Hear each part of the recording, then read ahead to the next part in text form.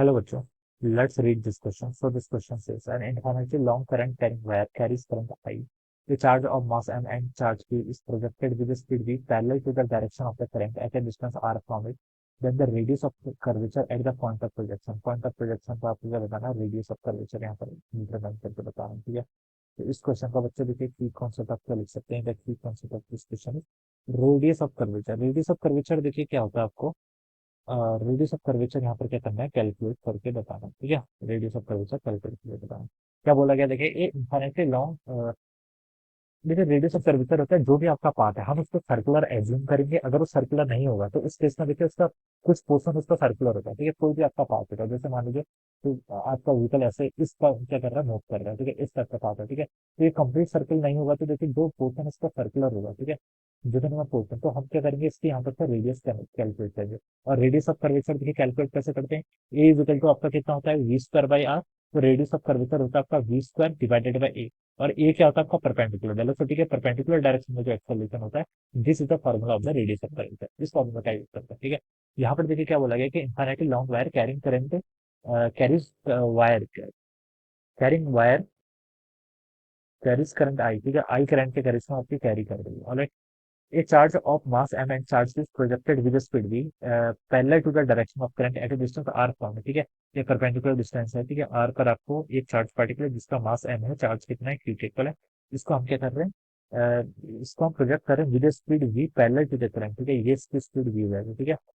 The radius of curvature at the point of projection. Point of projection का radius यहाँ में कि यहाँ से इसको प्रोजेक्ट कर रहे हैं तो इसका आपको बताना आपको रेडियस ऑफ कर्वेचर, ठीक है? अब बच्चों देखिए, करंट आपकी ऐसे फ्लो कर रही है तो मैग्नेटिक फील्ड अगर मैं इस पॉइंट पर फाइंड आउट करूँ तो क्या आएगा? देखिए राइट हैंड थंब का यूज करना है। जिस डायरेक्शन राइट हैंड लेना है, जिस डायरेक्शन में आपकी करंट है उसको अपना थंब में रख दो, ठीक है? तो थंब आपका ऊपर की तरफ ऐसा आ गया होगा, ठीक है? This is our thumb. अब अपने फिंगर ऐसे होंगे राइट की, उसको कर्ल करो किस पॉइंट पर? इस पॉइंट पर। किस डायरेक्शन में आ रही है? इनटू द आ रही है, ठीक है? यानी कि इनटू द स्क्रीन जा रही है, स्क्रीन के अंदर की तरफ जा रही है इस पॉइंट पर, ठीक है? जो पॉइंट आपका ये पॉइंट ऑफ प्रोजेक्शन है, मान लीजिए इसको मैं पी पॉइंट बोल देता हूँ, ठीक है? तो यहाँ पर इनटू द स्क्रीन आ रही है। तो बच्चों देखिए चार्ज पार्टिकल पर मैग्नेटिक फोर्स कितना लगता है? मैग्नेटिक फोर्स होता है आपका Q times V vector cross V vector, ठीक है? ये लिख सकते हैं। अब देखिए बच्चों, अगर वेलोसिटी और मैग्नेटिक फील्ड के बीच में एंगल 90 डिग्री हो गया तो पार्टिकल डेफिनेटली क्या करेगा? आपका सर्कुलर मोशन करेगा। क्या करेगा? जिसका पाथ होगा वो क्या होगा? सर्कुलर होगा, ठीक है? तो वी क्रॉस वी अगर मैं यहाँ से करूँ तो वी की तरफ अपने फिंगर्स लेने राइट हैंड की, कर्ल कर लो वी की तरफ, तो उस पर जो फोर्स लग रहा है वो आपका इस तरफ से लग रहा है, ठीक है? तो पार्टिकल क्या करेगा? आपका सर्कुलर मोशन करेगा, वी क्रॉस वी, ठीक है? वी ऊपर को है, वी आपका मैग्नेटिक फील्ड इनटू है, तो ये क्या करेगा? इसका फोर्स लग रहा है तो पार्टिकल का मोशन आपका इस तरीके से कुछ होगा, ठीक है? इस तरीके से पार्टिकल का फिर मोशन होगा, ठीक है? तो अब हमें क्या करना है? इस पाथ का रेडियस ऑफ कर्वेचर बताना है, ठीक है? तो ये तो देखिए हम इजीली कैलकुलेट कर लेंगे ना। मैग्नेटिक फील्ड देखिए इस पॉइंट पर हम आसानी से बता सकते हैं, किसी भी करंट कैरिंग वायर के कारण मैग्नेटिक फील्ड का क्या फॉर्मूला होता है? New not I current flow कर रही है डिवाइडेड बाय आपका कितना? New not I divided by आपका लिख लीजिए, ये आपकी इन्फाइनेटली लॉन्ग है, रखने वाला है, ठीक है?